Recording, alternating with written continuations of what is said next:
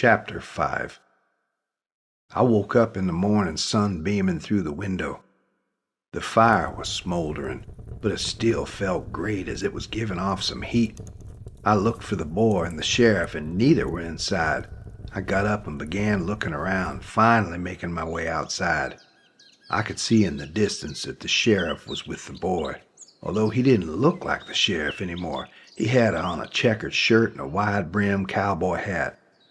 I started to walk towards the two, and the sheriff leaned forward and gave the boy a very sturdy but still warm embrace. At first it struck me as odd. He was hugging that boy like my daddy used to hug me.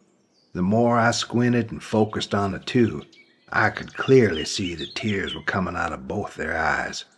I turned and walked back into the ranch house. There was a bit of a stew in the pot, so I fixed myself up a bowl. Heck, if I was going to be dying today, I wanted to go with a full stomach. I sat eating my stew, and I could see the sheriff's gun holster hanging on the wall with both guns in it. I looked at my stew and then again at the holster. After some thought, I walked over and eased one of the pistols out of the holster. I had to hold it with two hands because it was just too heavy for my 10-year-old hands. Almost as soon as I lifted the smoke wagon out of its holder, the sheriff and the boy came back inside. I whipped around and pointed the gun straight at them. Both of them froze in their tracks. "Guttersnipe, just what in the hell do you think you're doing?" I pointed the gun at the sheriff. "You be quiet, killer. Now this is how it's gonna go. You're gonna go saddle that horse and I'm gonna ride out of here. Any man that gets in my way is gonna be shot, maybe even killed." I put on my best gunfighter's face. The sheriff puffed out his chest. "You really think you have a chance, boy?" I raised the pistol a bit more and cocked the hammer back. "That's a chance I'm willing to take, mister. I'm not getting killed today by you or anyone else." "Kill you? Who's gonna kill you?" You, I yelled. Right then the sheriff lunged for me. I pulled that trigger, blasting the vase right off the table by the wall. The vase was only about a half foot from the sheriff's leg. The sheriff froze with a scared look on his face. "Chance, damn it, boy, give me that pistol. You're gonna get someone killed, you crazy boy. You can't even shoot one of those things. Missed me by a mile." "Sheriff, that's where you're wrong. I meant to shoot that vase to send a warning shot. The next one that moves is gonna get one right between their eyes." The sheriff put both hands up in a surrender motion, waving them back and forth. "Okay, Guttersnipe, you win." I pointed the gun back and forth. "Well then, go saddle up that horse and I'll be on my way." "Hold on, Chance. You need to know something," said the boy. The sheriff put his head down. After a long pause, he looked up with tears running down his face. "I loved her too." "You loved who?" "I loved Miss Devine too." I pointed the pistol right at the sheriff's head. "Liar!" The boy spoke up. "He's not lying. He didn't kill my mama." I turned my head so quick looking at the boy that I hurt my neck. "What do you mean, mama?" "Chance, I love Miss Devine," said the sheriff. "In fact, I was setting on making her my wife. Only thing was Mr. West wanted her for himself. He was such an evil man that Dunn said that he would kill any man in his family that got in the way of his pursuits of Miss Devine. I could never confess my love out loud because it would have put everyone in danger. I didn't plan on it, but Miss Devine became pregnant with my boy, Will." "You're a liar. Miss Devine told me she wished she had a child in her life, and that I was her joy because I was like her son." "That is true, Chance, but what she didn't say was that she had a son, only he couldn't be in her life because of Mr. West." "If that's true, then whatever happened to her son?" The boy raised his hand. That would be me. Tears began trickling down the boy's face. "Your Will?"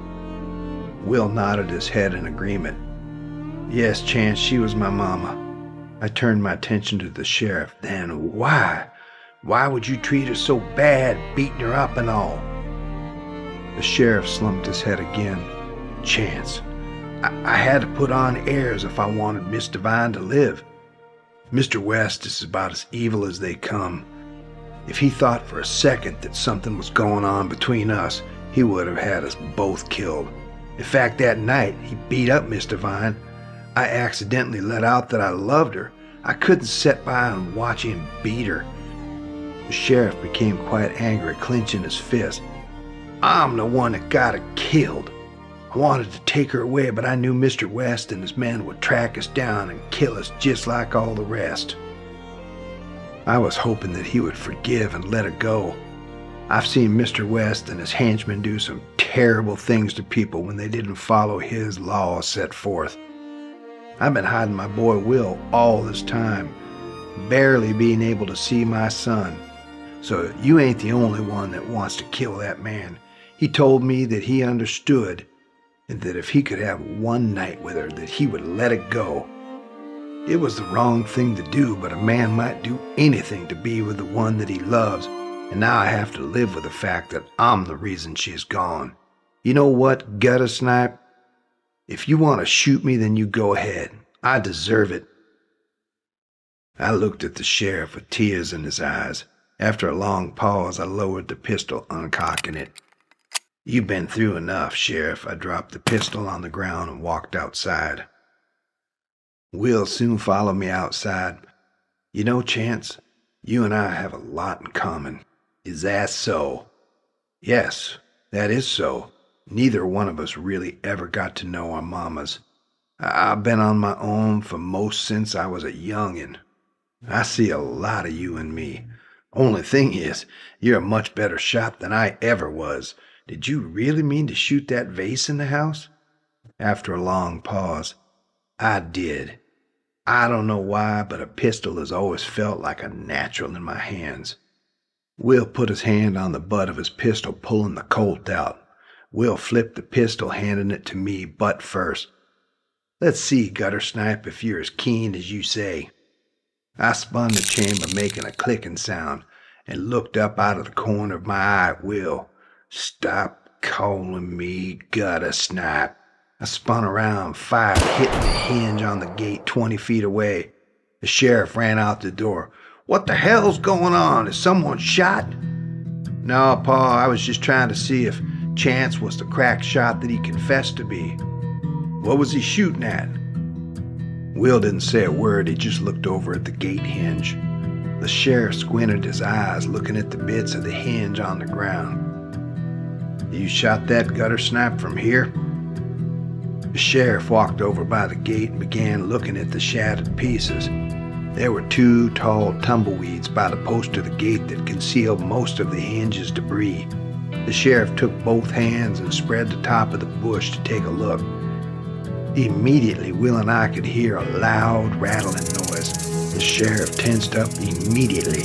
He whispered, "Don't move, boys. I have a big diamondback rattlesnake coiled up right between my legs." I took a step to the left, ever so quiet-like. The snake coiled up even more. I now had a full view of that serpent, biggest snake I'd ever seen. The sheriff was beginning to sweat, I think because he knew there was no doctor for a day's ride, and that any bite from this viper would be sure death. The sheriff whispered on the count of 3, "I'm gonna jump." "Hold on, Sheriff, I think I got a shot." The sheriff looked hard at me. "Hell no, Guttersnipe. Last thing I need is you shooting me and then I get bit by this rattler." "Stand still, you two. On the count of 3, I'm gonna jump. 1, 2, 3. The sheriff jumped for all he was worth, but lost his footing, falling in striking distance of the diamondback. The snake struck like lightning towards the sheriff. Out of pure instinct, I raised that pistol and fired, hitting that rattler mid-air, blowing his head clean off. The sheriff squirmed all over the ground, trying to avoid getting bit. Finally, when the dust and commotion settled a bit, the sheriff realized that the snake was squirming on the ground with no head. Will let out an enthusiastic holler. "Holy shit, Guttersnipe! Did you see that, Pa?" The sheriff checked himself for any wounds. He looked over at Will and then at me. "Holy shit, Chance. "You shot the head off that rattlesnake in midair from 20 feet away," Will said again. I paused and looked at Will, then back at the sheriff with a half a smirk on my face. I pointed the gun barrel up and blew the gun barrel smoke away. I then looked over at the sheriff and gave him a wink. He looked back straight into my eyes and gave me the ever so slight nod as if to say thank you.